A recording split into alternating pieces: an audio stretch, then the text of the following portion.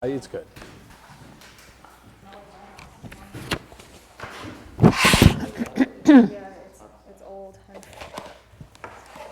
Oh, this is on. Okay, welcome everybody.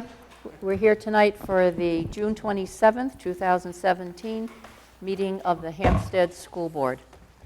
Call the meeting to order at 7 o'clock. Roll call, please, Melissa.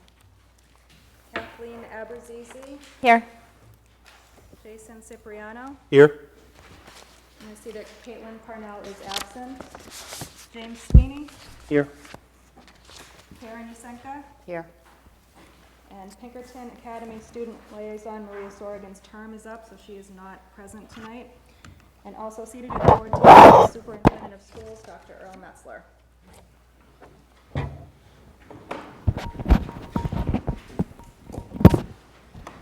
Jim, will you lead us in the Pledge of Allegiance? Sure. I pledge allegiance to the flag of the United States of America and to the republic for which it stands, one nation, under God, indivisible, with liberty and justice for all.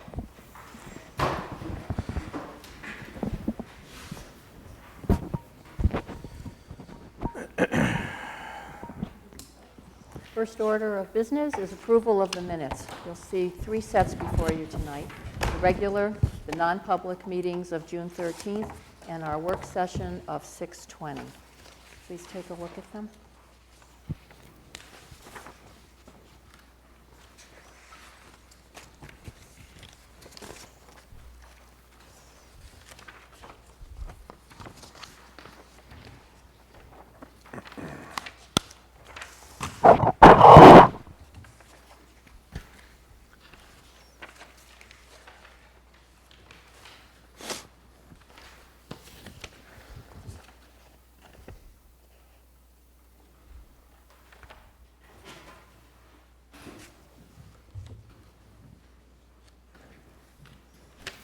When you're ready, I'll accept a motion to accept the minutes as presented.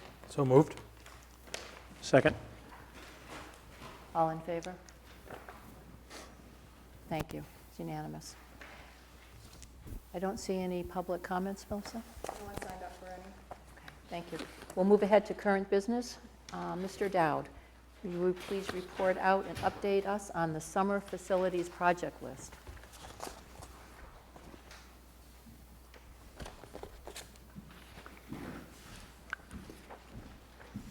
Good evening, Madam Chairman, members of the board. My name is Jeff Dowd. I'm the Business Operations Coordinator at SAU 55, and I am here to update you on summer projects for the Hsdsb School District for this summer, 2017. As you know, our Facilities Director, Mr. Hall, Michael Hall, will be retiring after a number of years with the district.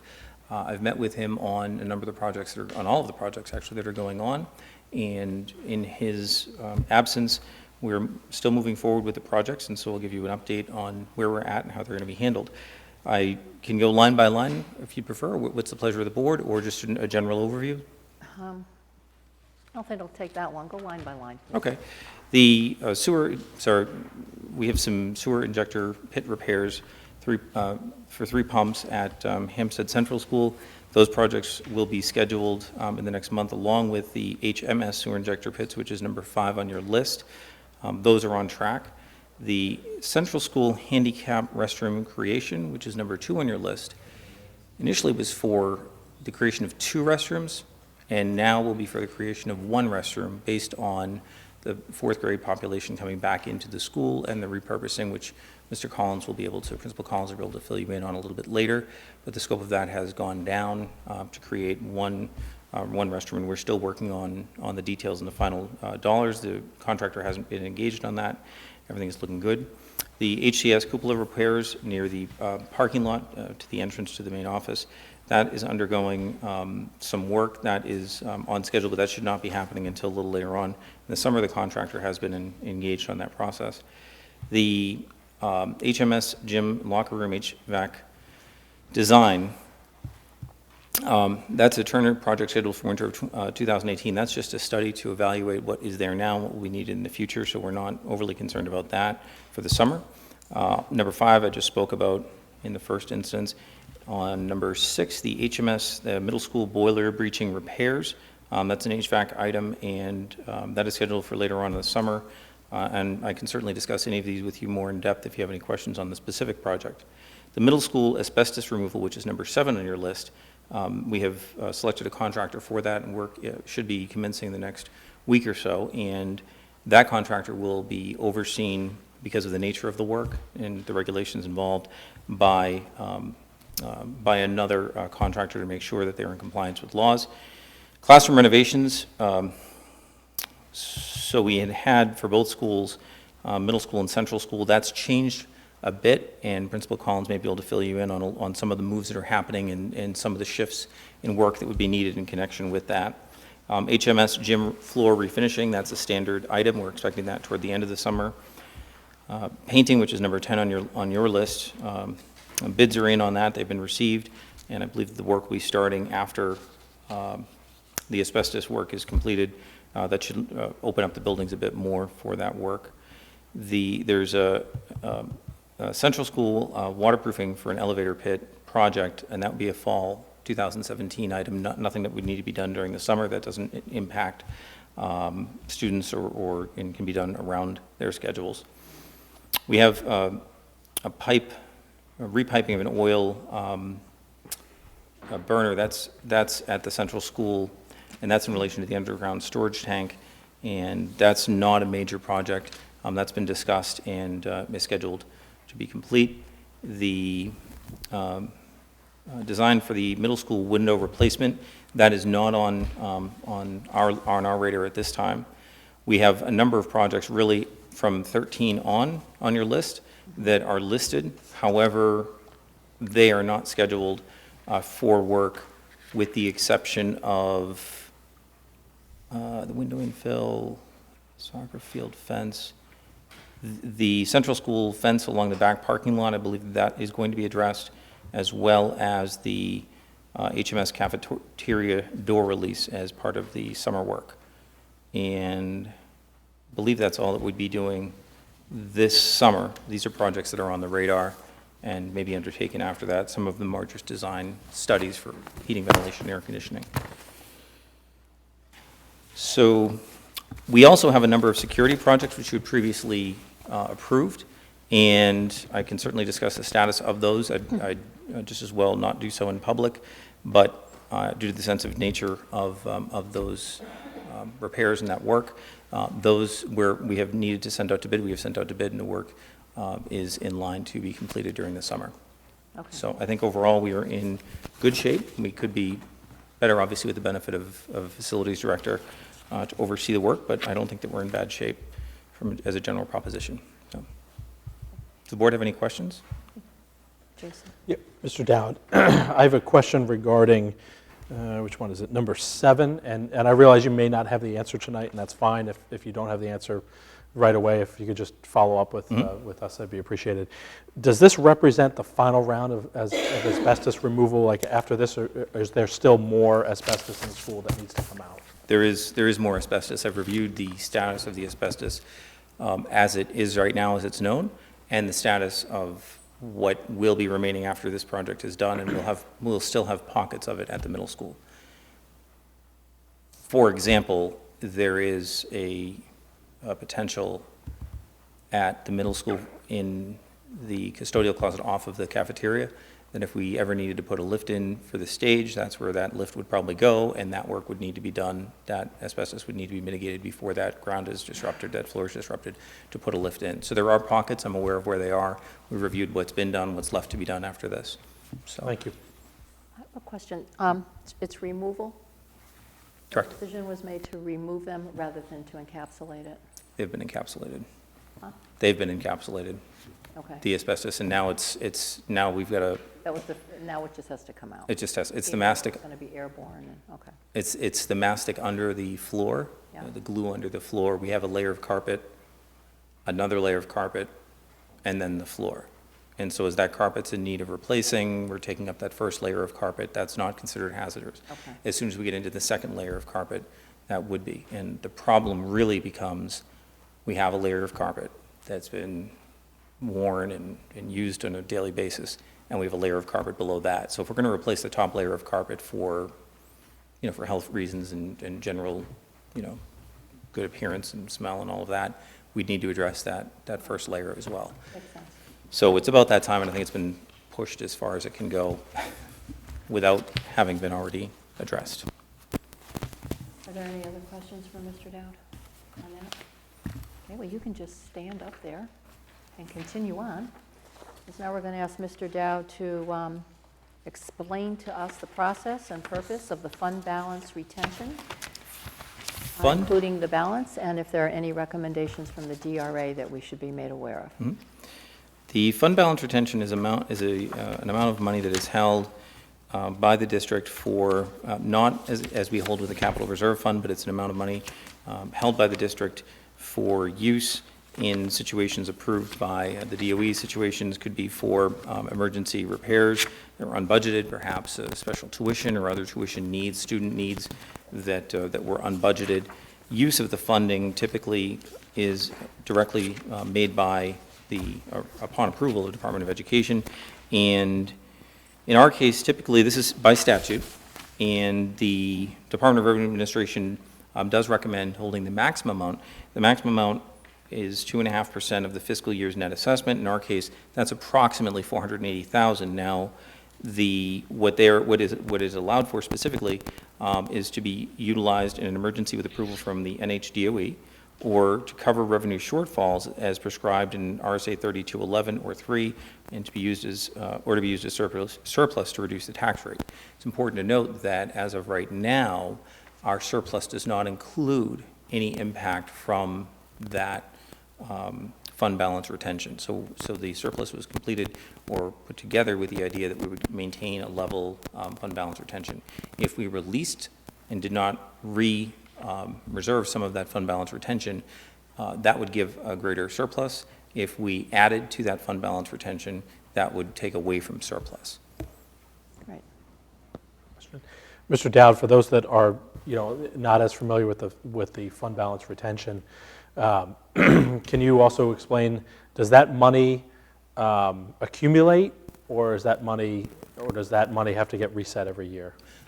That's a great question. And to the extent that we are not, to the extent that the board renews its vote to hold the same amount of fund balance retention, it wouldn't accumulate per se.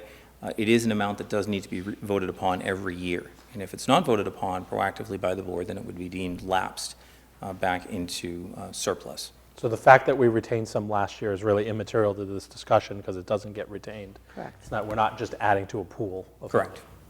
Correct. And just, I remember last year, I believe our surplus was around $474,000, and we did retain $200,000. So we've retained $200,000, and that's where we have right now. Yep.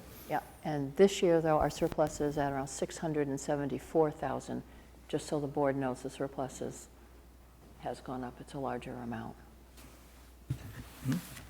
Do you know of any instance where Hampstead has used this money? No. This is also pretty new. Is it? Just since I've been on the board, this came about. I will share with you that it is newer, and I'm very, very surprised actually to hear Department of Revenue Administration's request, or not request, but recommendation that the maximum be held. Now, I don't know that we need to hold the maximum. $200,000 is probably a safe amount. It's a fine amount, but this was done after we had a number of roof collapses a number of years ago, and whether or not that's covered by our risk management policy or our risk management plan program, you still need immediate cash to relocate, immediate cash to get your buildings repaired. And so that was one instance that really came up as a true unforeseen emergency. I don't think that we're subject to flooding or anything like that, but really anything can happen, that these funds would be useful to have in stow in the event that they're ever needed. This option had previously been available to municipalities and not to school districts. It's only within the last 3 or 4 years that the option became available for school districts. And, Okay. and you had mentioned that, should a student with, for instance, special education needs enter the district and those special education needs weren't budgeted for, we could access these funds upon approval of the Department of Education. And surely if we had a need like that, and I think that we've seen cases where that's fluctuated, and we try and be very well prepared for, any contingency that we may experience, it is good. It's not a guarantee that they'd be approved for that purpose, but that's the idea, and that's why it's there. Okay. It seems that the 200, it has been sufficient in the past, and we haven't touched it. So seeing that, I would like to make a motion that we set the fund balance retention at $200,000. I'll second. Any further discussion? All in favor? Thank you. And Mr. Dowd, Am I on the agenda again? yes, you are our show tonight. HCS renovations and improvement project update. Specifically, you're going to speak tonight about the design firm. That's correct, yes. Thank you. And it's my pleasure to inform the board that an RFP or RFQ did go out, and a number of design firms did respond in relation to looking at and taking a different approach to what it is that we're doing at Central School. And we've heard a lot from the voters. We're seeing some of the impact, which our Principal Collins will be speaking about later, on Central School. And we've heard enough from the community to understand that the proposal, as we've had in the past with the Central School, wasn't something that the taxpayers had a flavor for. But that doesn't mitigate the fact that we have needs of the building that are changing. The previous studies that we've had on the building, the previous design work that we had was from 2006. And in that time, I think a lot of things have changed that have changed the needs of the building, including our educational and programming needs, security, safety, and a number of other things, such as the fact that the portables that we have right now are on a limited time frame, and even if we did nothing in terms of looking at those, in order to replace those, the requirements for replacing those are different than they would have been when we initially obtained them, and that would require rather expensive water and sewer upgrades to the facility. So it's probably a good time to be taking a look at how our building is utilized now and what the state of the building is. And we've selected a small committee, had been assembled, the superintendent, assistant superintendent, yourself, Mr. Cipriano, and some members of administration. Mr. Collins was part of the committee as well, myself, and Tom Geary as well from the SAU, to take a look at what our design firms have come back with. Now, what we're looking at is simply a very early conceptual design based on what the utilization of our building is, what the needs of our building are, and how they're being utilized. So this is a little bit different approach than what we've taken in the past.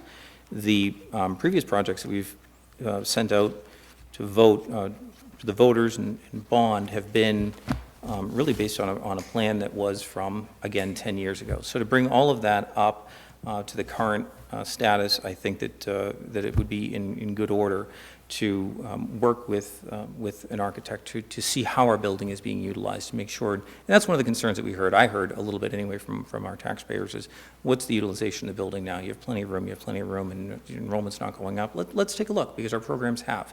And certainly, to be able to keep the programs that we have in the schools, I think is fundamentally sound, philosophically sound from an educational perspective, and quite frankly is required to the extent that we can provide it. On reviewing the three bids, I was very, very pleased to see three come in.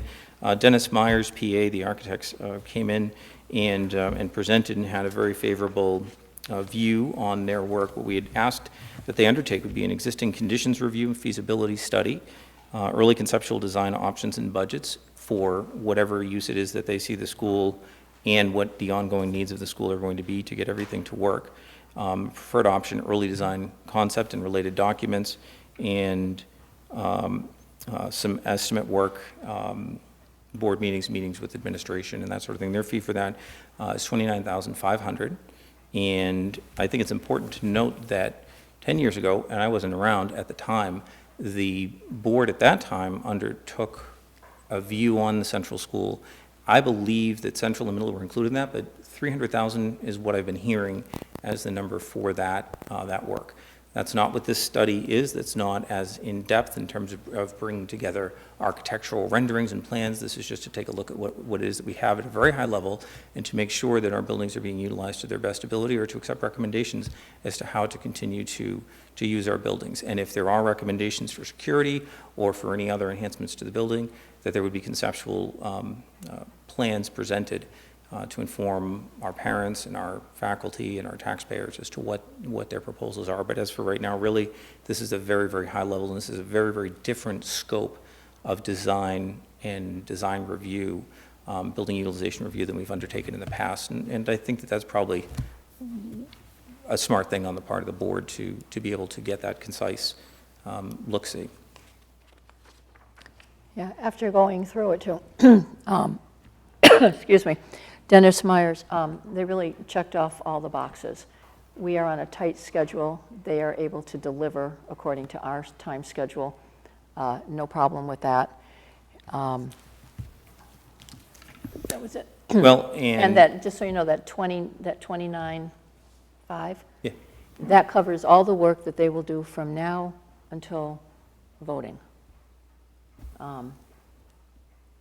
They also have you should know, they also have a marketing component to them, which would be very helpful to us.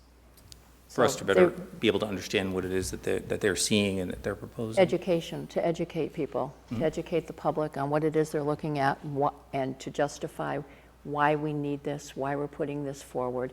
That's all part of their package. So I think they were the complete package, and I was there, Mr. Collins was there. I would recommend them highly and ask for the board's approval on that tonight. And our administration has had the opportunity to work with them on limited projects in the Hampstead School District in the past. I believe that they were responsible for reviewing and proposing some of the ADA restrooms that I was discussing just a short while ago as part of our facilities project. And they seem to work very well with the district. They're very low-key. Again, we have not asked anything of them in terms of agenda or proposals. We've simply said and are going to ask them to take a look at what it is that we have, how we're using it, what we need, and what our needs are going to be as we move into the future. Certainly, our programs have changed, and I think Mr. Collins, Principal Collins, will be able to tell you a lot more about what the impact on our situation in the school will be next year. And I think that this is something that will need to be addressed. The scope, the cost, or this cost was half of what the highest bid was. I don't think that they're the low cost cheapest in any manner, but I think that they can provide some quality assessment as to what the state of our building is and what we need. Are there any questions? No? I'll make a motion that the board, excuse me, that the board accept the proposal by Dennis Myers Architects and authorize the superintendent or designee to enter into agreement consistent with that proposal. Second. All in favor? It's unanimous. And that's out of this year's budget, 17? Yes. Very well. Thank you. Okay. Mr. Collins, the Hampstead Central School Action Plan. I actually have 3 items here in the discussions we've had prior to this meeting. I can follow up the discussion Mr. Dowd was just discussing about the impact upon the school with what we're doing to make it work with the moving the 4th graders in. I clearly have a report about the action plan, and I have a happy news thing too. I know, Mrs. Yasenka, you were there at the gathering last Thursday. So what's the will? Why don't you start with the action plan first? Okay. Okay, if you take a look at the action plan, most of it, I feel very confident in saying that we had a very successful year with the 4 goals. So the report this evening is more focused upon the goals that are embedded in the middle of this document, which I know you've seen, which if anyone would like to see it, is posted on our school website. But to give you a quick overview of what I'm going to talk about with those 4 goals. The first goal was about language arts instruction. I just want to remind you that we rolled out and fully implemented this year a new program called the Journeys Program. There was a measurable piece in there.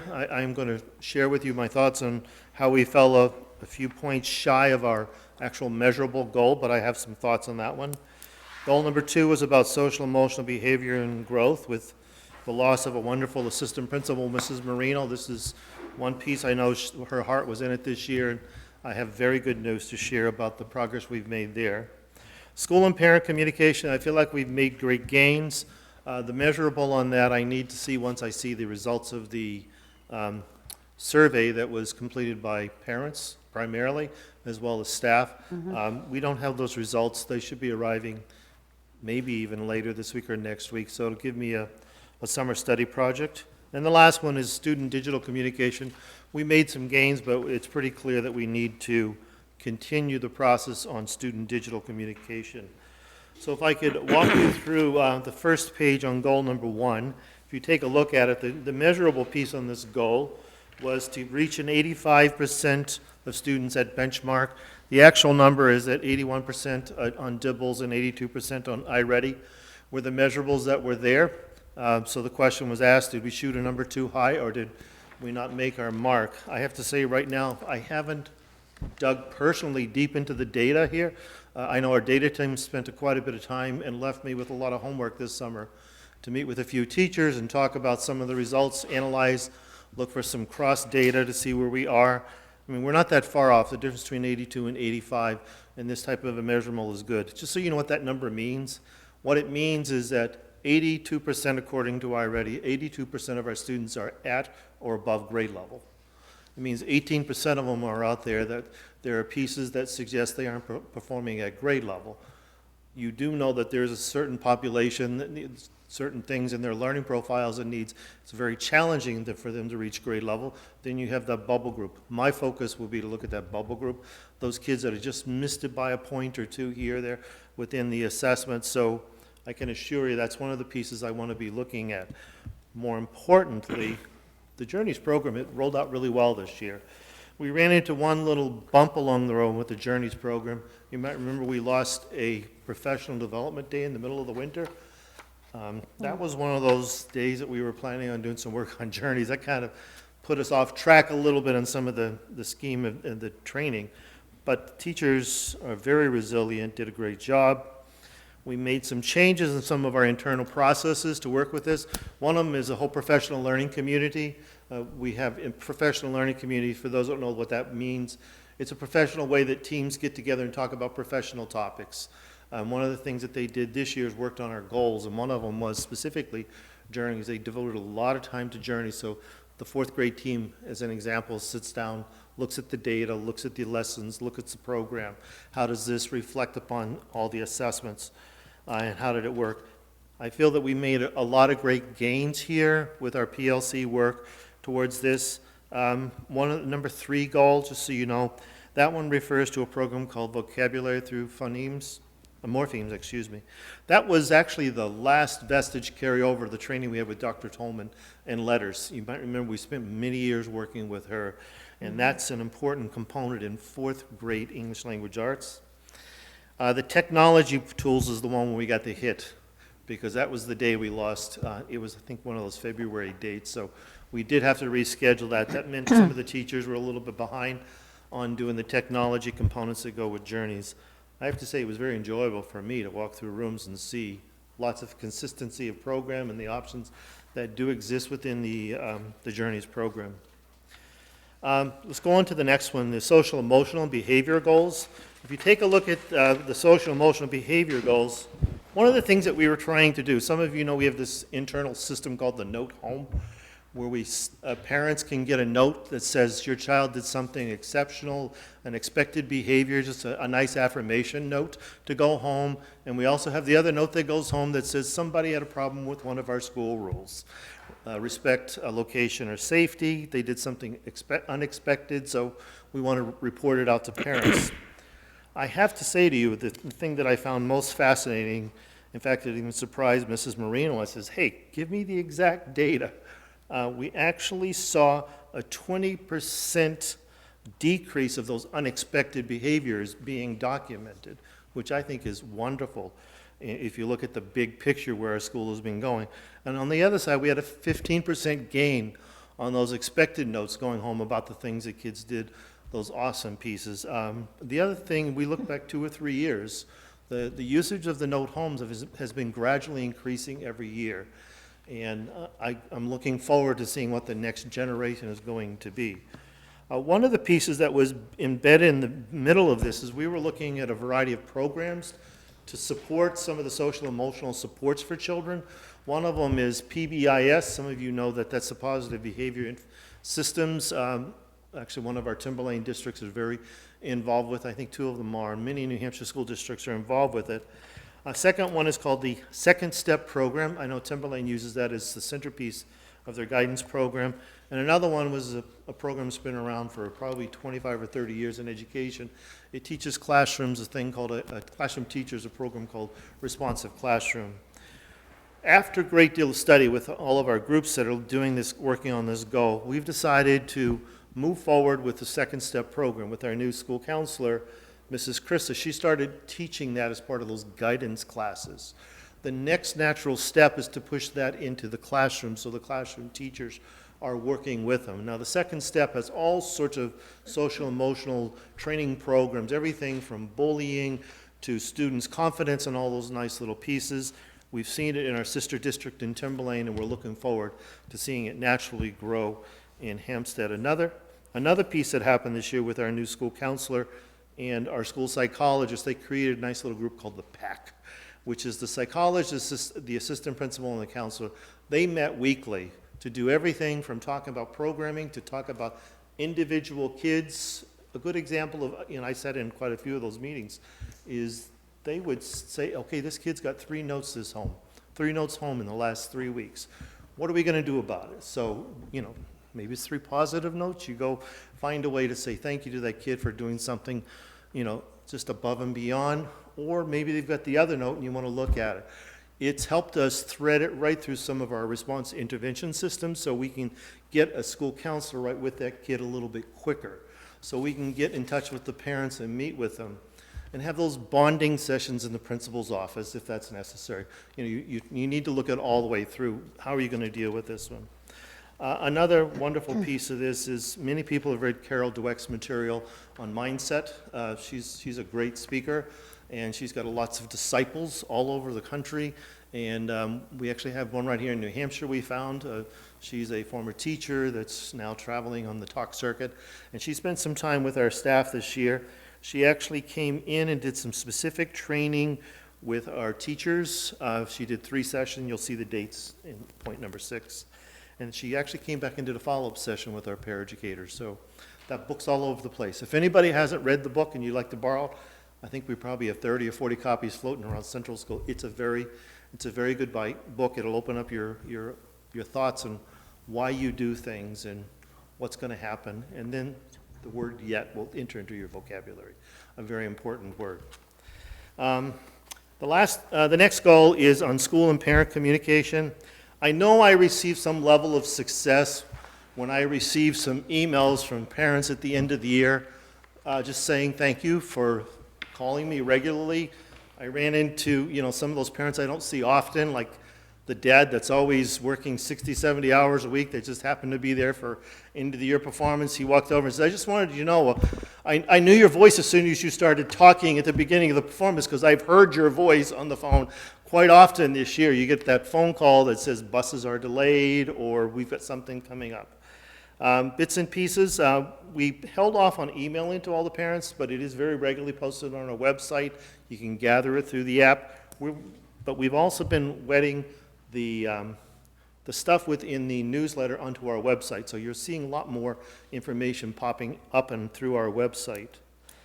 One interesting conversation that's coming about our principal's leadership team is the amount of time that we offer for parent conferences. We're having a lot of discussion about looking at maybe improving the parent conference time. We have this standard piece where we meet with parents in November, and we invite parents to come in for conferences in the spring. Many parents take up that opportunity, but we'd like to see more of that happening in the spring.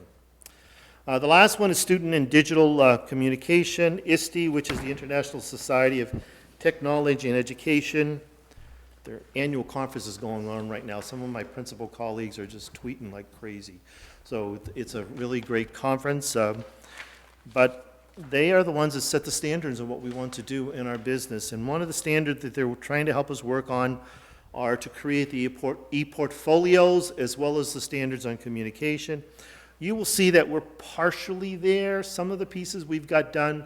One of the first ones we worked on is to have at least one reading and writing sample ready to go to the child's e-portfolio. And just to give you an idea what that looks like, the child has created a product and then they reflect upon that product And ultimately, when you've got a multi-year pieces of information, you can look it back as a student, as a parent, and see how you've progressed through the years. You know, I was astounded at the middle school graduation to hear some of those little kids that used to sit and have lunch with me in 4th grade and hear their eloquence, their speeches. They were wonderful. And that chorus was awesome, too. I mean, it was just wonderful to see all these pieces. So we're hoping to incorporate more of that in our student digital communication. Dr. Dancy's been very involved with training as well to support all of this and get us a lot of pieces in place. And some of you know in the tech plan, there's a whole bunch of that is referenced here as well. So, I have a couple of questions. shoot, In the last one, the digital communication, yes. I'm seeing that the timeline for this was all October 31st, 2016, in 1, 2, and 3, and it's been partially completed. Part of what happened is at the beginning of the year, we were trying to make our focus upon developing of the rubric as well as getting teachers fully acquainted. And I have to say, yes, we did fall shy. And this is one of the reasons that I really wanted, I mean, that was established last summer. Yes, we did not make it, and we need to push forward on that one because we can't let that lie. Okay. I have another question about goal number 2, strategies, the home note system. I have to admit, I wasn't aware of that, so I have some questions. Is that a system directed towards the students, like a reward system? Or is this more a communication piece that goes home to the parents so that the parents know what's going on with their child? It's really a communication system between something that's happening with the child at the school to make sure the parents know what happened at school. And our role is to study the data that comes from that. Let me give you a typical scenario of what would happen. The child's in the cafeteria. They do something on the expected side or on the unexpected side. The person that's the adult in charge there would have an opportunity to speak to that child. Just jot down a couple of, a few words to explain what's going on. They will share that note with the office just so we can just get a copy so we can put into our data system. And then that same note's going to go home to the parent that evening. We just ask parents to sign off, give us a call if there are any questions. Right now, the note home system is focused upon outside of the classroom situations such as hallway, bathroom, cafeteria, lunchroom. Within a classroom, the teachers have their own system, so we're not trying to make that part of that piece because that's a different discussion. And then the Unified Arts team also participates in this. That way we have a consistent system so that the music teacher or the art teacher could report home to the parents. Some of you might remember about 10 years ago, we had a thing called a blue note that went home, and you'd hand that to a child and you get instant tears because it was a negative note home. So we did as a schools, we intentionally said, let's get rid of that purely negative note home because we need to tell kids when they do something wonderful. So the note does go home for both situations right now, both expected and unexpected behaviors. And the child knows about it, though. Oh, absolutely. That's my point. So There it's a has to be a reward, so it's conversation. kind of a reward system. Yes, reward as well as letting them know they have a place to grow. Oh, okay.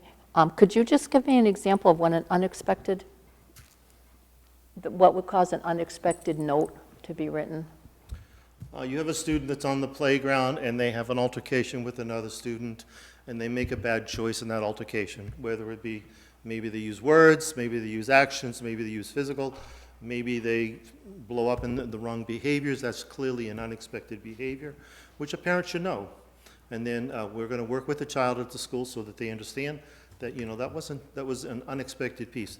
Maybe there is a whole research base behind this of using expected and unexpected behaviors. Our speech pathologists have brought this forth, and there is a research base behind that to make sure you use those terms. In fact, I've counseled many parents in the middle of these tough discussions to use those phrases, as opposed to, that's an appropriate behavior.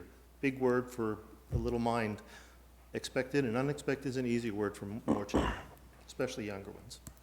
Is that like the report card system where you need to sign off on that so you know that the parent actually saw it? Yes. Because after they get out of kindergarten, they start reading, that might not note might not make it home. Yeah, So they do that- have to sign off on it that they, If that note does not get signed by a parent, there's usually going to be a phone call and say, just wanted to make sure you realize that we sent a note home with your child. okay. Now, how does Class Dojo fit into this strategy? The Classroom Dojo is an interesting thing. There's 2 or 3 products that are parallel to Classroom Dojo. For those that don't know what Classroom Dojo is, it's a product that a classroom teacher has inside of the classroom. So it would not necessarily be part of what this would, the note home system would cover. So this means you've got a typical 3rd grade classroom teacher, something's going on through the day. It has built into it an option so the parent can get an email right away that said something happened. It allows communication back and forth between the teachers, and some of the teachers have even used that to do some reinforcements with students that need that reassurance throughout the day. We are actually studying that right now with Dr. Dancy. There's another one called Blooms that we've been looking at. We have teachers that have experimented with it this year, and we are trying to figure out which product is going to be the product of choice in our school because there are so many layers behind it. They're all very safe. That's one of the pieces we did investigate. There's all sorts of systems to assure security. Do you have any other questions about that? Another time. Not at this time. Okay, and the second step, where's that going to be utilized? Is that only for guidance classes, or is that another strategy that's going to be used in the classroom? Second step is actually the name of a program. And the second step program was developed mostly by a bunch of school counselors, and it gives a lot of curriculum on children to teach them life skills, behaviors, and all sorts of pieces that are important, anti-bullying, teach them polite things. And then what you would do is the guidance teacher does a certain portion of that, but we want to build that into classroom routines because a lot of the teachers start off with a morning meeting. So there are lessons that they could use within their morning meeting, so it would blend over. Ultimately, most of the second step should come from an elementary classroom teacher and far less from the guidance, the school counselor. Okay. And finally, just one thing about conference. I've heard from a number of parents, just a suggestion, if you're going to, you said you might do it. A number of parents have shared with me that they would like to see a conference at the end of the year. Really? Before their child leaves and goes on to the next grade. Kind of like an exit interview. This is how your child has done. Your child is, moving on here. This is, even moving into this classroom or this teacher because we think they're going to be successful here. Just to give the parents a better idea of how they finished out the year and where they're going.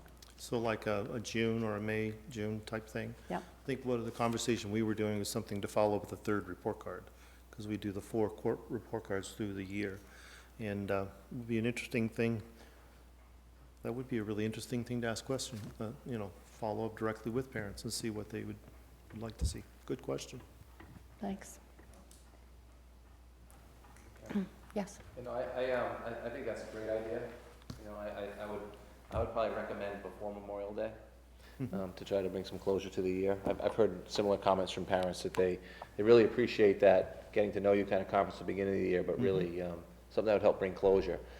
I just wouldn't recommend that you get it into the busy part of the year where parents are engaging in all kinds of celebrations, all different levels, including high school, into those first couple weeks of June. That may have a negative impact on participation. So that's something that at the board's will, if you'd like to build that into goals, I certainly am supportive. And I've been hearing the same thing you're hearing. So if that's something, Mr. Collins, you could take a look at and build into your goals for next year, that'd be great. We'll bring that through the principal's leadership team and the H team and see if we can get some tread on that idea. I can see a lot of value in timing it just right. There are some kids, it's really important that they know how they should be meeting with the parents more often.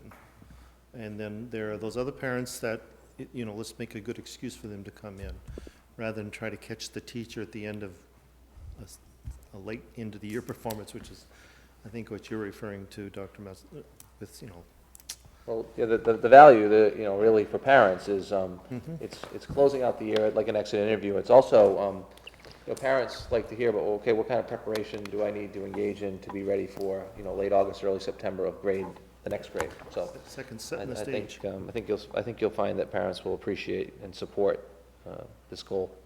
Good idea. Okay. We ready to move on to your Okay, next just report? for closure, I will put this into a final document, and it'll be posted and shared with the board later. Okay, thank you. So what do you want to go to next? Let's do the report on the arrangements that you've Okay. made to bring in the fourth grade class. Okay, the board worked with the administration in a very nice way to discuss what can we do as far as the portables, minimizing or even eliminating the usage of the portables for the upcoming year.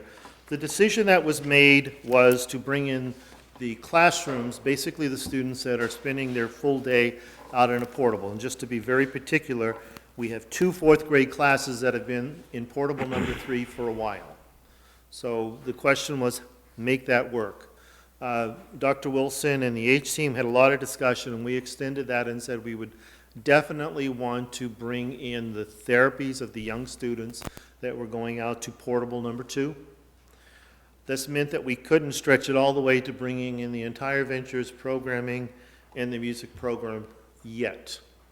I think that's a conversation that may need to occur later on, but just for sake of discussion, this year we've made the conscious decision that there will not be any fourth grade classrooms out in the portable this fall. There will not be any therapies out there. So to make that happen, there was a whole bunch of scenarios and options to make this work. I gave the board a one-page handout, and I'd like to sort of walk you through it room by room just so you have an idea of how we actually are making this work. The biggest thing that you have to understand is we have some classrooms in the central school that have been repurposed for other things. I think the one that we've had a lot of discussion about is room number 114. Room 114 is that classroom that has all the little partitions and some desks of some special education and our reading teacher.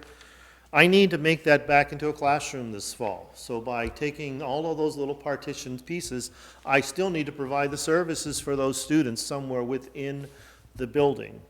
The second thing is if I'm bringing in 2 fourth grades, how do you make that work? Every year I move a second grade around or a third grade or a fourth grade here or there because of population. That's business as usual. But this year, the business was a little bit more unusual because I needed to do a significant amount of moving around to make this work. So if you look down through it, and I'll just go in numeric order, the stage, which for the last few years has been the guidance classroom, which means the students would go there for classes, the counselor has lunch groups in there, she has a desk, sometimes we'd use it for small meetings, it had a bunch of multi-purposes. This fall, it's going to continue to be the guidance office. Students will still be able to come in there for lunch groups, but during the rest of the day, that's also going to be an office and therapy space for occupational therapy and possibly physical therapy, because that was one of those things that was a space issue that occurred out in the portable.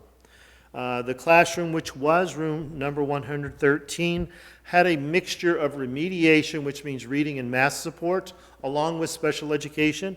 So what we are doing is that room is only going to be used for special education this fall, which means I needed to relocate some math in the room next door, since I don't have that for some special education services and reading services. I've moved those out. I am going to take a little piece out of the BZ room because I'm moving paraeducators out of these rooms, so we're just going to put some small lockers in there. So the paraeducators have a place to leave a pocketbook, a jacket, a device, lock it up and be not concerned about walking away. We're still going to maintain the work area, copy machines and such out there. Okay. And Mrs. Ebersy can still volunteer in there. Room number 118, I just moved. I have a second grade down near the first grade. That's just because I don't need as many first grade rooms this fall. Room 121, which is a very small room. This was the sensory room. What we are going to do is what was that sensory room is going to become the speech office. So I needed to move this to make that happen. And one of the rooms, Jeff alluded to this earlier, we were going to take a small room upstairs and turn it into a handicap accessible bathroom. That's going to become our sensory room. And if you don't know what a sensory room in a school, that's where you have a room where a child can go basically pull themselves together, and sometimes it's about a sensory piece, sometimes it's about another type of behavioral piece where this child can safely pull themselves together, clearly with supervision. Outside of the building, portable number 2, we're taking those therapies in the building, I alluded to that. Portable number 3, being vacated. I just want to remind people there's a steel storage container sitting behind over by the parking lot. And it's just got some old furniture and furniture that we would take use. I mean, it's not old that we wouldn't use it, but stuff that we will be using eventually. And there's an old wooden shed which has got some old pieces in there. Mr. Hall and I discussed this, and we both agree, if portable number 3 is going to stay on site, we would like to take the things out of those 2 units, put them into one of those classrooms in portable number 3, and get rid of that steel storage unit. We're paying a monthly fee of about $100 on that steel unit, save a little buck here or there, and that old wooden shed that's there is really, it's been banged and moved around, so I'd like to see us remove that. I'll have a conversation with Dr. Wilson, Dr. Metzler, or whoever wants to engage in that conversation. Clearly, we're not going to do it tomorrow, so there's no urgency. Going upstairs, room number 210, just for sake, if you've ever been in the building, that's the room when you've come to the top floor of the elevator, it's on your right. It's about a half-size classroom. In there, we're going to put, we have in there desks for 2 OTs, a PT, and 2 speech pathologists. Remember I told you I've got a new home for the speech pathologist? I told you I've moved out the OT and the PT, so therefore I'm putting math and remediation in there and taking care of those people. We are going to have to take about 20% of the library space, create a little small instructional space for special education, because we will not have adequate space downstairs in room number 114. The 2 4th grades that are coming in from the portable are basically bumping out what are the 2 2nd grade classrooms. So I'm going to take that 1 2nd grade classroom down in the room that's near the 1st grade, and the other one that was previously an academic support center. And I've already alluded to room 224, which is the sensory room. I do want to mention that we're still going to have students going out to the portables for music classes and chorus. We are still going to have students going out into the portable for ventures. We did not completely eliminate all of the students in the portables, as much as we tried to make that work. Special education therapies, I think, are one of the pieces that I am concerned that we really need to watch this very carefully this fall to make sure that we did provide adequate space to get the needs of all the students. I do feel confident in saying that we will certainly meet the needs of all the IEPs, but it's not going to be an easy task, but we will make it work. Grade 3 is doing something unusual at the end of the year. I can tell you right now, I know for a fact that I have 23 students in each of the 4 3rd grade classrooms, because we're planning on 4. I have families that are talking with me that have not completed registration that tell me they have a 3rd grader that'll be at our school this fall. So I think I'll have to be talking to you in August about exactly what that means. I would think at this stage of the game, I clearly don't have an empty classroom in the school. So hiring another teacher for another classroom will not be the response that is going to fit this plan that we're trying to move forward. So therefore, class size may need to be going up, but I'll look at it and give you an honest assessment of what we can do to do what's best for the children in 3rd grade this fall. There are going to be some costs with us moving some things around. Here's a simple example. We're getting rid of some great big desks and going to smaller desks for some of the adult staff members. I need to buy the lockers for the paraeducators. There's just going to be some furniture and equipment costs. I'll be working with the SAU and my budgets to see how we're going to accomplish that. And then the last one is, at some point in time, we do need to have a conversation about those units outside. What are we going to do? Any questions from the board? I have a question. Room 103, occupational therapy, physical therapy, and school counselor. You said that her office is going to be in there. She's going to be running the lunch groups out of there. how is she going to be providing the guidance classes as part of the Unified Arts curriculum? She will not be doing it on the stage anymore. She's actually going to go to the grade level classroom. So if it's a second grade class where she's delivering that second step curriculum we were discussing earlier, she's actually going to go to like Mrs. Lazaro's classroom. Okay, and is she going to have a place in room 103 to store her materials, or is she going, has that been discussed yet? Yeah, Or- the stage actually has, if you, some of you have seen this, you haven't seen it as close as probably I see it every day, but it basically is a stage, and there are 4 little rooms lining the back wall. One of them is clearly an office, and that's where she can shut the door and have that private confidential conversation with the parent. The second room is literally a locked door, so she could lock away. She has confidential materials like testing material that has to be behind lock and key. And then there are 2 small practice rooms. That's what they were designed, was designed as a music room.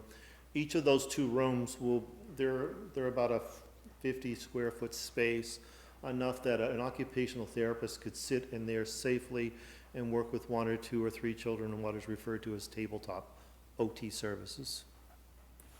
And then out in the stage area, there will be their desks, and there will actually be a couple of tables so they could work with them. We've addressed the schedule so they could coexist. The first 2 hours of the day and the last 2 hours a day will be lots of therapies going on in there, because that's when Mrs. Carissa heads out to classrooms. The middle of the day, the OT PTs go elsewhere. Okay, all right. Okay, I'd like to say thank you for doing this. I don't think that, I mean, we charged you, the administration, to make this work. It seems that that's what you've done. You've followed our directions, and it's going to work. Beyond that, any details about who's going to do what and where we're going to put stuff, that's not something the board needs to know at this point. So Thank you. that's it? Yes. Dr. Metzler? Just quickly, I can assure you, and I wanted to bring this up earlier, I know we're still searching for a facilities director for Hampstead, and until such time that you find and the community finds someone they're comfortable with, certainly Mr. Geary will be stepping in to help with the summer projects, and certainly any of this through Mr. Dowd, Attorney Dowd. Right, so we'll have somebody assisting we've in the been meantime, talking. and hopefully we'll find that facilities director to assist with some of the other issues that would be facilities related in terms of moves. But I just wanted you to know you will have some support from the SAU. Yep, and I appreciate that. It's already started. I guess this wasn't easy to do, right? It was not an easy thing to do. I think I already know the answers, but I want people outside of here to hear this. It wasn't easy to do. And we don't have a lot of space to play around with. No, we were basically moving a domino set without having any opening spots. So, it and was- if 2 kids from each grade magically leave Hampstead, that doesn't mean we can collapse all these classrooms together and open a classroom. No, actually, right now, I am looking at numbers that suggest we are going to have 20 more students at Central School this fall than we had this past year. And I'm going to have the same number of classrooms, as far as homeroom classrooms, and I'm going to have about 2,000 square feet less available for students between no longer using those portables. So fair to say that the need for additional space still exists. We don't support the portable concept because of the safety of children, so we're following the strategic plan as directed by the board, moving them in a strategic way. We still have another step, which to look at in terms of getting the rest in. And in the meantime, come up with a plan, and hopefully that the people of Hampstead will have an appetite to support so that we can get that extra space that we need. But it is, as a former principal, it is very challenging. But staff is super cooperative. But they've made some sacrifices, and I think moving forward, hopefully with our new plan, we'll get the kind of support that we need for the space that you're going to continue to need additional space. So thank you. Can I ask another question? It's somewhat related. With the kindergarten classes, right now, currently, we have 3 full-day K kindergarten classes, and we have 1 classroom that does a morning program and an afternoon program. Each year, are you finding that all of the full-day K programs fill up? This past year, we were at about, I'm going to say around 80% capacity in the full-day K. Right now, I'm looking at close to 100% capacity in full-day K this fall. It's a larger group than Hsdsb projected for kindergarten this fall, but we'll make it work with the 5 groups. I've been telling parents that I have a waiting list right now for full-day kindergarten. I have a waiting list for the morning half-day kindergarten. But this week, some things have shifted around. Yes, a family moved out of Hempstead with twins. So yes, I'd open up a spot there to move a couple of things around. That does happen too, but I don't know, I think a family of 3 might have moved in. I don't know, we'll see. But yes, Okay, good question. all right. Thank you very much for all of the work. I know this was not easy. And Love challenges. definitely, keep us up to date with the impact, especially on special education, because those are services that we're required by law to provide, so we need to make sure that we're providing them. I'm equally concerned about grade 3. Yeah, But, those are 2 pieces, if I'd say, right, are my little hot spots that we'll be looking when they get started with our new administrative team and a couple new teachers this fall. That'll definitely be a piece we will be working at. Would you like us to come back, and report back on, second meeting in September, maybe first meeting in October about, the opening and how we're doing with the space? Yeah, well, I expected that. yeah.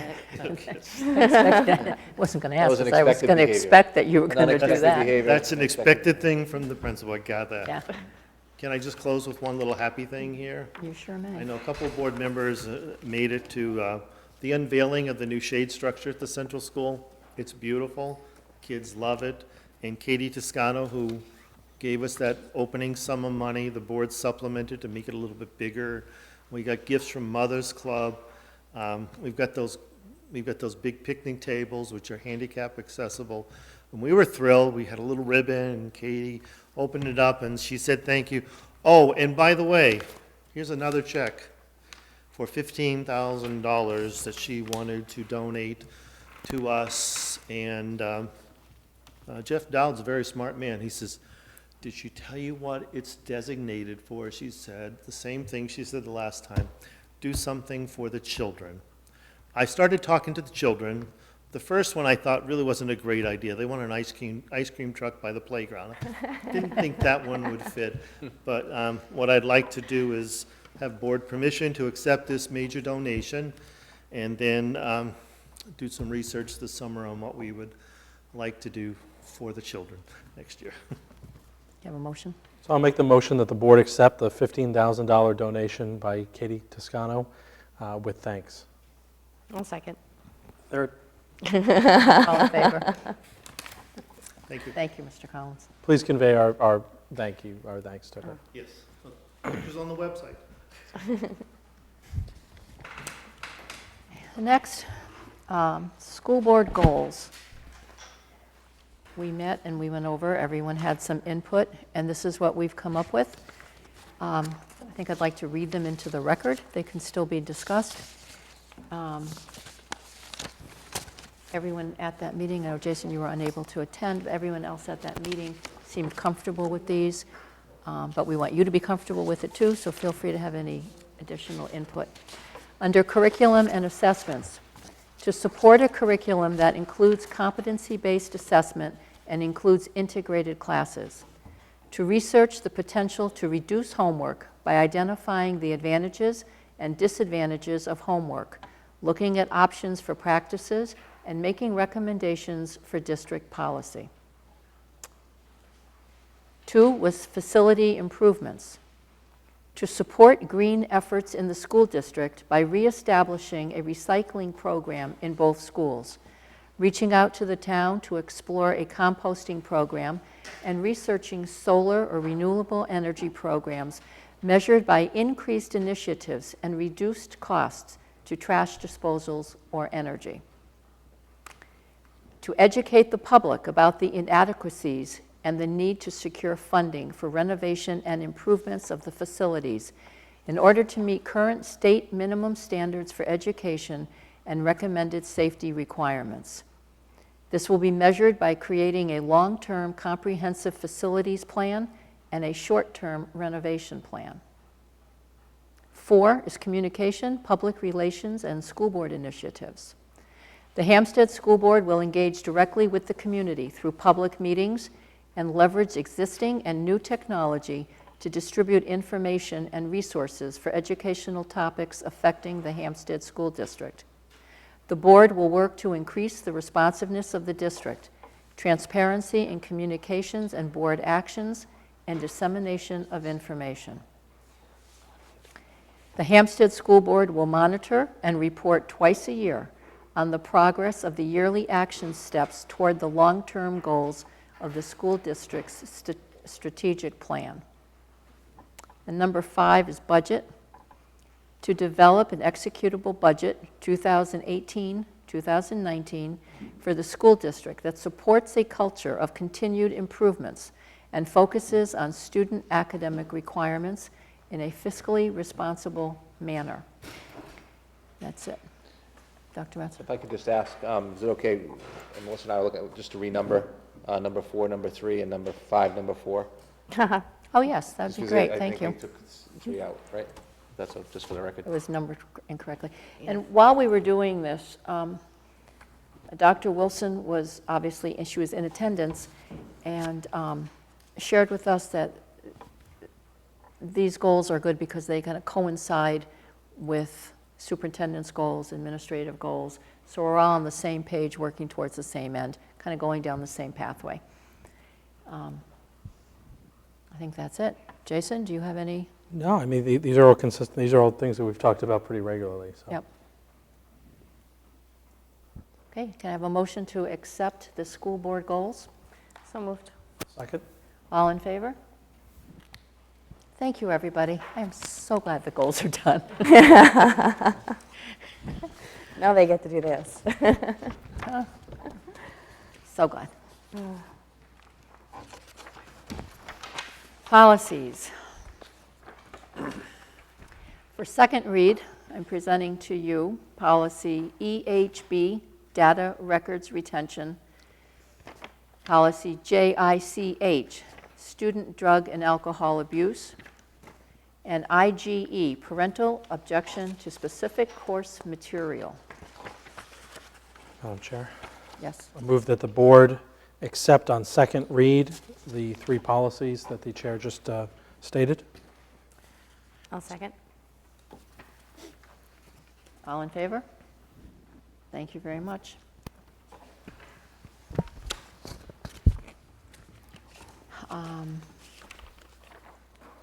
Board comments and correspondence. And if we've all been to the same place, only one person needs to say it, okay? No. Jason, would you like to start? Yeah, the only thing I would put out there, and it's preliminary at this point, but I just want to let the other board members know. I did let the chair know, so the budget did pass, the state budget did pass the general court within the last week or so. It does include a little over $14 million in state building aid for school districts. The question is, will we qualify? How will it be dispersed? And the answer is, I don't know. But I wanted you to be aware there is some money in the now approved state budget for some school building aid.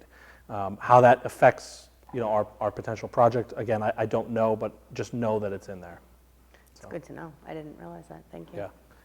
And there was talk at various points, I didn't see the final version, that it was going to be one of the targeted areas with safety and security upgrades to schools, which obviously is a key element to what we've been trying to do here. So, again, it's a matter of will we qualify, and if we do qualify, how much. So. Historically, have we ever qualified, or for what amount, or do you know? It's been, and I'm sure that someone watching in the public will correct me if I misstate any of this. Oh, you can count on it. I know that there has been some in the past. I believe that the last time around that there was some state building aid, the district, and I wasn't on the board at that point, the district elected not to pursue it, not to pursue a project that would have qualified for it. There was actually, I believe it was in 2009, they built the preschool playground over at the central school using some sort of building aid. I forget what the name of the grant was, but they used grant money for that project. Excuse me, do you remember that, Doctor? That is the Special Education Act EA grant to support preschool. Oh, that's what, okay. That was a federal grant. It was federal grant money? Okay. Federal grant special education. Okay. Can I actually ask you a question about the kindergarten? Have you been keeping an eye Oh, on the this? kindergarten funding? Yeah, Yep. Yes. yeah. Yeah, so that, sorry, I totally forgot, that's in can there ask as the well. And that's another one where, early on, it was targeted based on English language learners and free and reduced lunch, which would have, Hampstead would have been at the bottom of that list in terms of qualifying for it. But yes, the budget does include increased money for full-day K. But that's effective 2018-19 school year? Yeah, I don't know what school year it's affected, and I also don't know how much, I did mention it to Jeff, I don't know how much we're going to qualify for. All right, so the things that I've been reading have been saying $1,100 per full-day K student. I've been reading it in the media, I haven't read the actual bill. So I don't know how much of my information is accurate since it's coming from media. But I guess that would have to be something that we would need to take up during budget conversations to figure out, okay. Yeah, we'll have to look at the revenue, and I know that there also have been some meetings of late, and he left, so I can't ask him. I know there was a meeting, I think it was last week, with school district business administrators and the Commissioner of Education, looking at education funding in the state, because this is the 20th anniversary of Claremont is this year, and so there's a lot of talk about regarding education funding, still trying to figure it out. So I know that those meetings have been taking place within the last week in terms of looking at state education funding. And I believe also the kindergarten bill, kindergarten as it went through in the final version, I think it was still tied to Keno. It is still It is tied to still Keno, tied to- and I believe, And the issue there is that it's not guaranteed, then the revenues aren't guaranteed. Right. right, and also I believe that since nowhere in New Hampshire has Keno right now and there is no Keno funds, it's either the governance of the town or city, or it has to be put out to a vote of the townspeople on whether or not each individual town is going to allow Keno. And yeah, so. Yeah, my recommendation is that we give Mr. Dowd an opportunity to review, and I imagine the state, through the Department of Education, will publish some guidance as well. We give him an opportunity to review the budget and how it's going to impact us, and then come back and let us know. But it is good to put it out there, so at least we know that those things are out there. So. Jim? I don't recall what I did over the last 2 weeks since our last meeting. Work and kids.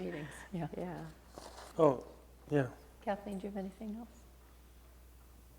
I think I was everywhere you were. No, I wasn't everywhere you were. I was at the central school opening of the shade structure with Karen, and we were at the middle school graduation together. And I think that might be all I did as a school board member. I think everything else I was a parent. We were at field day together. Oh, yeah, it was. That one, I was a parent that day. And I was at, Yes, I was and I was at at field Flag day as Day. well. Anyone A else parent at Flag Day? volunteer. No, I didn't go to I was Flag at Day. Flag Day. But School you- board goals. It's a busy end of the year. I forgot all about. I was at both the Yeah. central school and the middle school field. Yeah, oh, days, and I they were saw good. you at field day in Yep. middle school. Yes. Okay, so now everyone knows where we've been. Yep. We've been around. Also been to graduation, and I just want to say thank you to everyone who helped put that graduation program together. It was very nice. I really like the way we do it now, that it's separated out, that the awards are on a separate day, and this is strictly focused on graduation. Because I do remember years ago sitting through 3-hour graduations, watching all the kids get their awards. So it's been a nice change to do it this way. And I think we were out in less than an hour, and yet everything was done. It wasn't rushed. Everyone got the special attention they needed, and it was just perfect. I really liked it. So kudos to everyone who was involved with that. I have a piece of correspondence from Emma Bennett, Hampstead School Board. I would like to thank you for choosing me for the Hampstead School Board Scholarship. The lessons and values I have learned from being a part of the Hampstead community have helped prepare me for college and beyond. I am honored to be the recipient of this Award. Sincerely, Emma Bennett. Very deserving. The only other thing I'm going to do, put it in here now rather than under other business. I just want to bring you an update. The facilities director position is ongoing. That process is still unfolding. And I just want to make you all aware that there may be a tentative meeting. We're looking here to try to meet the schedule for July 18th. I mentioned this at the workshop. You weren't there. Everyone was available to be there on the 18th. So if the process goes along as planned, the end of the interviews, the 2 screenings, finalists, hopefully we will be able to approve a candidate on July 18th. Okay? Okay. Yes. From a process lens, right, are we thinking about bringing finalists, like more than one finalist to the board to look at the end? No, we weren't going to do that. Oh, okay. And We were having the first screening and then a final screening with you and others. If this has already been written out, kind of mapped out. sorry, I didn't. You haven't seen it? I talked to Jeff briefly about it, but I had that on my mind as something I wanted to ask the board, and it sounds like you've already decided how you want, and that's great. And then we would just have one come forward again. Yep. Okay. Okay, if we're done, we can move on to the consent agenda. Okay, consent Dr. agenda, I know I say it every time. Timberlane does this a little different, so I'll go through the entire personnel report and my items, and then you just accept it all at once? That's, all right, yeah. Okay, first, we've had 2 retirements. First, Jim Davies, middle school custodian, and I have to, just from a personal perspective, I can't think of a single occasion that I didn't go to that middle school, that he didn't make me smile, that he didn't make me feel welcome. I know he does that for everybody, whether it's putting chairs away late at night and talking to him. So it's with a heavy heart that we accept his letter to retire.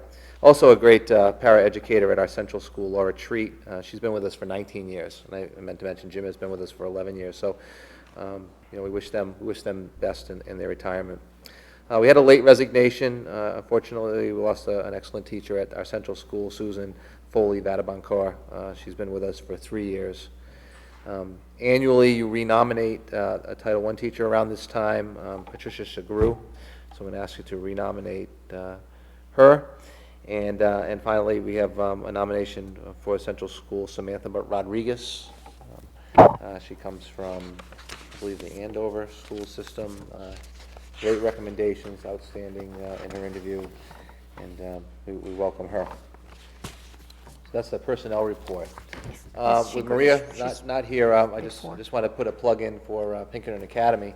They're actually currently, right now, as we sit here, they're holding the Student Council National Convention. So they have students from all over the country at Pinkerton. They start at 6 o'clock in the morning, it goes to 10 o'clock at night. It's a 3-day event. Very, very proud group of Pinkerton students, and had an opportunity to see a little of that in action. So I commend Pinkerton for hosting that event, and they've done an outstanding job. Our Hampstead community is very well represented on that student council. So congratulations to our Hampstead students, and any 8th grade going to 9th grade students. Hopefully, if you're watching or your parents are watching, I encourage you to get involved in student government at Pinkerton. They do a great job. Also in your packets, Dr. Dancy did a couple of presentations on pickup patrol, and then took an opportunity to find out how the community felt about it. Almost all of our parents, 95% of them, are enrolled. Many of them felt very strongly about liking it and using it. We have a few that don't use it, and that's fine. They have that option. So we had tremendous positive responses regarding, and we're appreciative of the board supporting moving that forward. Ceresc, update on Ceresc. Ceresc will continue next year. I've asked Karen Gallagher to make sure she secures services. They're not offering as much as they have in the past, but they will offer services next year. From what I understand, SAU 55, both Timberlane and Hampstead will not see any reduction in services, and our price structure remained the same. So other districts weren't as fortunate in terms of their reduction, so we're in good shape. And I said Karen's taking a good look at that. The Title I is part of your renomination for our Title I teacher. We had some federal funding cuts They came in very late. Typically, we get that information in late May, so we're able to figure out what to do in 17, 18. A lot of that information came in late last week, so I asked Karen Gallagher and certainly her counterparts in Timberlane to take a look at how we'll be able to manage, and so they're making sure that they take a look at any of that federal funding that we may have lost, and making sure that our services, whether it's professional development, our services to children, stay the same. So, and finally, several meetings ago, we talked briefly, and the chair directed me to take a look at, directed the administration and certainly through superintendent's office, take a look at our unified arts. So, and our offerings. So this is a really high-level look at this, and there's a lot of data that can be generated from this. So this is not a one subject specific kind of drive. This was really a drive to, number one, communicate to parents what choices are available at our middle school, and then looking at our middle school as both exploratory, but there are also some tracked pathways. And so we're not a tracked middle school, but we're exploratory, but understanding that choices that they make may eliminate other choices or make other choices more difficult, and they may have to look outside of our district, meaning you have this chart in front of you, which shows 5th, 6th, 7th, and 8th grade, selections that they make, choices that they make, and what sacrifices may or may not happen. So what I intend to do as part of this is to try to track or take a look, not track, take a look at how our students do 9th grade, 10th grade, 11th grade, 12th grade, and see what these choices, how our kids do as they move on to Pinkerton. So I'll data mine that. That's more, whether it's Spanish, whether it's music, whatever these choices are, whether it's algebra in the 8th grade, all those things, to make sure that we're providing all the opportunities for all our students. And then in some instances, the example I give, if I want to play field hockey and soccer, and they both happen in the same season, I can do that, but I can only probably play one at the school, and then maybe I have to, so if I play field hockey at the school, I may have to go somewhere else for soccer. And so that may be true about some of these other programs, right? If they have to make choices and they run at the same time, they may not be able to do everything.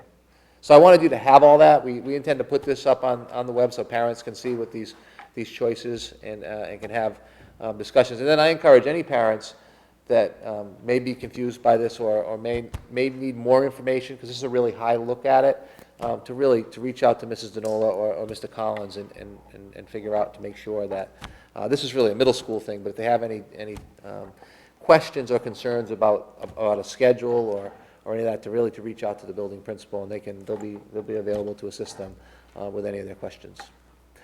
Did that satisfy your request? I think so. Do you have any questions? Well, I have a quick question. Yeah. At the top of this, it says Unified Arts Selections for 2017 to 2018. Oh, never mind. I just answered my own question by reading it out loud. I'll make the motion that the board accept the consent agenda. Second. I have one question. I just want to make sure. Samantha Rodriguez, that's for grade 4, is that correct? 4, okay. That's the 4th grade. And we're still recruiting an opening, correct? I mean, we're still in the process, or are we all set? Okay. So our professional staff we're fully staffed? Yes, unless somebody calls you today. Okay, great. And the other piece about that, if there's additional data to be, if it's something that you want me to bring to the board, I will. And if not, we'll take a look at it internally, and any adjustments that we make, we would bring to you, and then we back that up with the data as to why we're making a recommendation to make changes. Does that make sense? To personnel, is what you mean? No, I'm You're talking about Unified Arts back to again? Unified Arts. Okay. So there's a lot of data that can be extracted over time, and so if we have any recommendations, I'm going to recommend that we bring the data to you to back up the recommendation. Yeah. Right. When you look at it at first, I can understand why some parents get confused, because they, if I pick this, my child can't have this. So anything that the administration can do to put this up on the website, to clarify it for parents, I think would be really helpful. And I think parents need to understand you can't get it all into one day. We have an exploratory model, which I think we've adopted, because we believe that's in the best interest of middle school students, that they can take this and then they can take a sampling of this and a sampling of that. we're kind of a hybrid because we do have some tracking. But I think parents need to understand that if they have a child that's here, and they want to make sure that by the time they're a senior at Pinkerton, they can be here taking these classes, and it's very specific to them. I would recommend that that's an individual case, and I would think that that person would sit down, as you said, with the administration or the guidance counselor and see, what does my child need to do in order to ensure that when they get to Pinkerton, they can take this class or be part of this class. Because we don't have a tracking model right now. We made the decision a while ago that we were going to be an exploratory middle school, and choices are part of that. So just want people to be aware of that. No, that's great, and I know on a personal level that the teachers are encouraging and sending opportunities outside the district if those are additional things that you need, and you know, that those are choices that families make. And so you said it perfectly. Those are choices families make. So we're trying to be all things. It's just I think where the frustration lies is sometimes when there's two things at the same time and we say they're getting both and they're really not. If they're making a choice, they should know what the choice means. Mm-hmm. Right? That's an honest question. And then there are ways to obviously mitigate, outside of the district if you want both. But if you pick one and you do it really well, and if you want both, and I knew it was a sports analogy, I apologize, but if you want to play field hockey and soccer, you can do that, but maybe one's for the school and maybe you're playing AAU or some other outside organization. The same can be true with some of the curriculum choices they make. I want to be in Ventures and I want to be in music and I want to be in chorus, but we do the best job to be as exploratory as possible and offer all things. So I'd say this is like a best of both, and I like calling it a hybrid. It is a best of both because it is exploratory, but we do have kids that really want to excel in a particular area. They have that opportunity to make those choices. We just wanted to make sure that parents, that they fully understand the impact of the choices they were making. Perfect. Can I ask you this? When do parents become informed of what type of offerings there are at Pinkerton? I mean, obviously, once their student goes there, they know, but when does the middle school It starts really early in 8th grade. And I know they take a few trips, and people from Pinkerton come down, only having just gone through it, as I have a daughter that's just finished her freshman year. And so they do a really good job with the program of studies. The counselors work together. I know Bob Meyer would work with the counselors at Pinkerton. But it really does start early in the 8th grade, which is kind of scary, when your child comes home and says, I need to have a 4-year plan. 4-year plan for what? You're in 8th grade, and it's really about high school. So they do a good job. I know the graduating class, felt prepared really well by the middle school staff, but also felt really prepared by the counselors there in terms of working together to make sure that their schedules met their needs. And they have a freshman academy, so it's a really safe environment once you get to Pinkerton. It's a really big school. There's a lot of kids. They make a really big school feel small, which is a tribute to the work they do. But I think a lot of that work gets done in our middle school. So you can, when your children get to 8th grade, you can expect that early, those papers that come Well, out. I've been privy to some of the information because I've been attending the Pinkerton trustees dinners, but, for any other 5th grade parent or 6th grade parent, they wouldn't have been exposed to that yet because it was only in that environment that I had learned about, the many different foreign languages that are offered at Pinkerton, as well as all of the different tracks that they can take once they get there. So I just didn't know. Yeah, I want to say we were signing off on course selections as early as January into February, like literally, and had a schedule back long before they graduated our middle school. So it was I think it was real parent friendly, I guess is the best way to put it. And having been a high school principal, I knew what to expect, but as a parent, it's just a little different. You receive it a little differently. I'm sure. I believe we have a motion on the table and a second. All in favor of accepting the consent agenda as presented? Unanimous. My Thank best you very wishes much. to those retiring. So, Yeah. Thank you. Motion to adjourn. so moved? Second. All in favor? Thank you. We are adjourned at 8:30.